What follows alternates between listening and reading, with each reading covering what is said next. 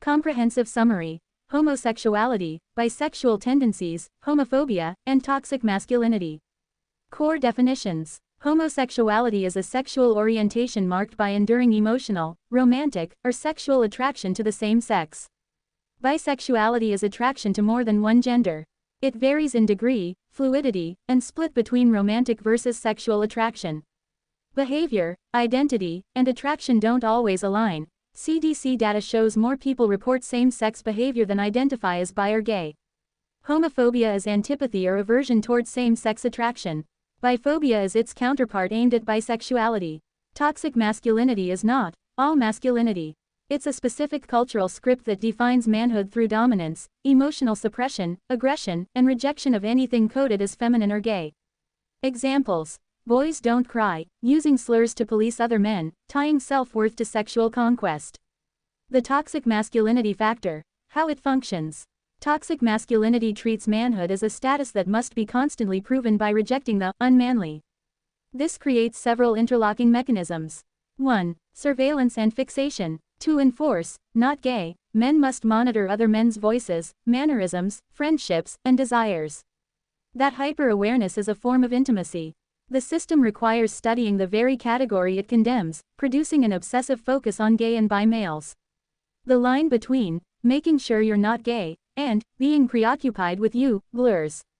2. Eroticizing dominance. When sex is framed as conquest, subordinating the gay or bisexual male becomes charged. Power and eroticism are neurologically linked.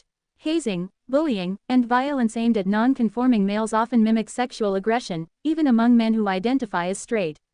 The taboo makes the category magnetic. 3. Projection and the smokescreen of cruelty. The script forbids same-sex affection. Men who feel those impulses but cannot admit them may externalize them. The gay boy man becomes a stand-in for the desire the aggressor can't acknowledge. Bullying functions as public disavowal: I'm not that, and I'll police the boundary.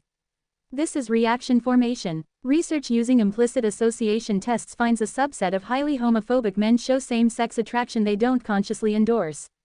Not all bullies are secretly gay, but the pattern exists.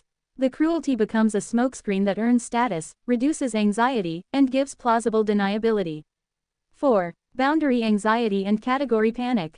Bisexuality intensifies the threat because it blurs gay, straight lines. Studies on category uncertainty show people react with more hostility to ambiguous group members than to clear-out groups. Bi people face double stigma, seen as gay by straights, and as tourists or traitors by some gay people. How homophobia, biphobia target bisexuality. Erasure. Pick a side. The binary is protected by denying the middle. Hypersexualization. Bi people stereotyped as greedy, promiscuous, incapable of monogamy. Delegitimizing relationships. A bi man with a woman is straight now. Identity treated as temporary. Control anxiety. A bi man is read as competitor for women and defector from manhood. A bi woman is fetishized yet distrusted. Outcomes across groups. Gay boys men bear disproportionate bullying and hate crimes. FBI data shows sexual orientation as the number 3 bias motive, with gay men most targeted. Offenders often cite gender norm violation as motive. The smokescreen dynamic means victims get overt abuse plus later gaslighting if the aggressor comes out. Bisexual people. Highest rates of anxiety, depression, and suicidality among all orientation groups, per APA and NIH. Main drivers are biphobia, concealment, and lack of community, not orientation itself. Concealment correlates with chronic stress. Straight men. Same script punishes them. Empathy, caregiving, or emotional openness get coded.